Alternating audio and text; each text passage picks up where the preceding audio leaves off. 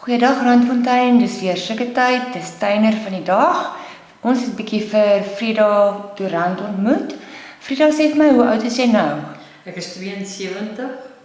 En sê vir my, hoe lank bly jy al in Randfontein? Ek is al 36 jaar hier. En hoeveel kinders het jy? Ek het 5 kinders. Okay, en sê vir my, as geld glad nie 'n probleem was nie, sê vir my, waar toe sou jy wou gaan? Graag Bosveld toe. Bosveld en dan oor see? Ja, oor see New York. New York sou ek nogal graag graag sien. Okay, en sê vir my, het jy agterkleinkinders en kleinkinders, is jy 'n hele paar van hulle? Ja, ek het heel wat kleinkinders en ek het 2 agterkleinkinders. En sê vir my, jy was getroud gewees met al twee, wat se werk het die mans gedoen? My eerste man van 30 jaar was 'n opleidingsbeampte by James Park in die elektriese afdeling. En ons was 30 jaar getroud, baie gelukkig. Toe sy oorlede aan kanker en toe trou ek 2 jaar daarna weer met 'n wonderlike man, Willem Durant. En albei was priesters in die Ou Apostelkerk. So ek het 'n baie pragtige Christelike lewe saam met hulle gevoer.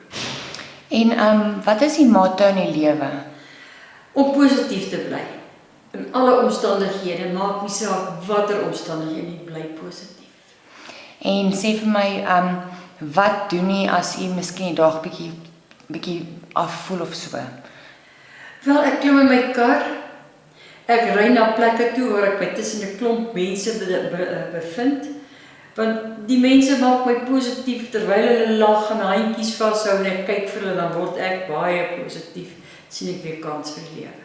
En Frida, jy hou ook daarvan om mense te help en sê vir my, jy gee partykeer net so 'n woordjie van berading vir jong mense wat jy doen? Ja, jong mense wat ek sien met die spoor byster raak.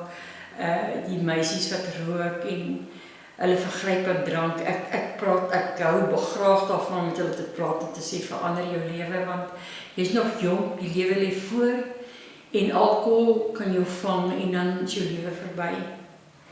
Okay, en dan as jy jouself 'n naam kon gee in Randfontein, wat sou dit wees? Positiewe Frida. Baie dankie, hoor.